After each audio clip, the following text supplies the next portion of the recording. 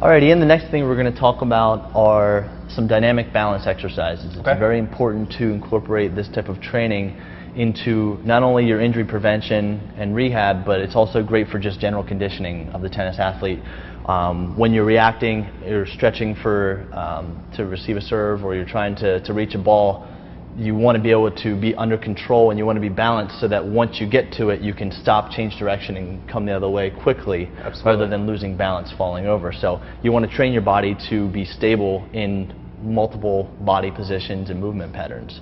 And then having that balance and stability, I assume, will keep you from, or help resist kind of overextending or exerting a different part of the body that shouldn't be used quite so much. Exactly. The same principle that we talked about with the core stability exercises is that you have that proximal stability so that your extremities can move freely without having extra stress and not having to worry about compensations occurring. Gotcha. The body works efficiently that way when everything works together in a stable way. So the first exercise I want to demonstrate is just the basic start of any kind of balance training. Is you want to just do some static balance training in place. Okay? So the first thing old Mike is going to do is just going to stand on his right leg. He's going to have his hands crossed across his shoulders. All right? Just like this, the easiest version. All right? Okay. Once this gets more challenging and you can hold this maybe 3 or 4 times a minimum for 30 seconds, all right, then you progress it by doing a few things. You can close your eyes, which takes out the visual component, and it requires more muscle activation. Sure. Okay? You can have them stand on a pillow.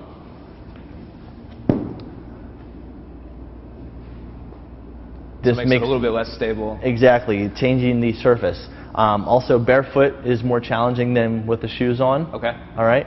And then, in addition to these, you can also start to add in some movement patterns to make the balancing more challenging as well. So if you would step off of there, Mike. Is this type of stationary, it looks to me like he's mostly using lower body type muscles, or is he doing upper body stuff too while he's doing this? You can definitely incorporate upper body exercises into your balance exercises. It's important to get a good base first and get good at that before challenging yourself with the more progressive exercises, because if you do, you may not be using the right muscles to do the exercise. Whereas if you get the muscles, the core balance muscles, activated properly first, then you're going to have that stabilization the right way. Then you can progress on to the upper level things. Same way, you wouldn't go out and bench press 250 before mastering bench pressing 145. Hopefully not. So you want to get that progression there. Sure. All right. Another great exercise, in addition to the static, once you've mastered that static, you can add in some marching, because another component of balance and athleticism is having the proper amount of mobility in your hips and lower extremities. So Mike is going to demonstrate a marching balance here, where he's going to be standing tall, and while keeping good posture, just do some marching with his leg. Okay. So he's going to lift his leg up so his foot comes to about knee height and back down, and he's going to we'll start out with doing 10 reps of that. Looking for stabilization here. If you're watching them from the front, the racket should be level. There should be no swaying in the body or rotation. All right?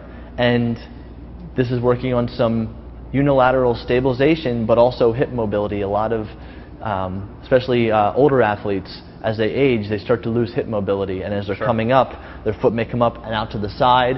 They may rotate. They may not be able to get their knee as high. So this is a great way to loosen that up and to work that movement pattern as well. And very, very important movement pattern for running and acceleration as well. Should his knee just be coming up to shoulder height?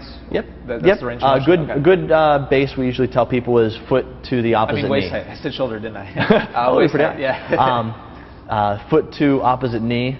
That is enough room for clearing of everyday activities that's needed.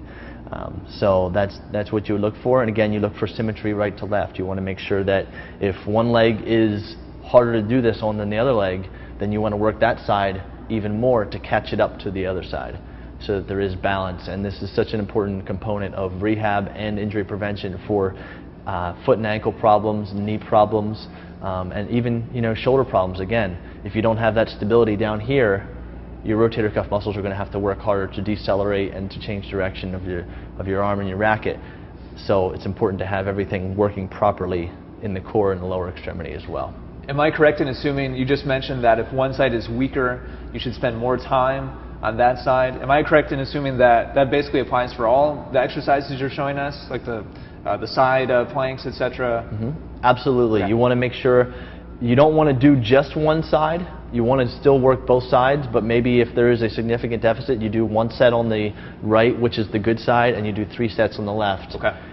So that you're still keeping the right side active, but you're overtraining the left side to catch it up to the right, so that there is that symmetry. And then you keep retesting and you keep assessing if they're back to normal levels and if they're symmetrical, and then you work both sides evenly. That way your body is working in symmetry. Okay, great. All right.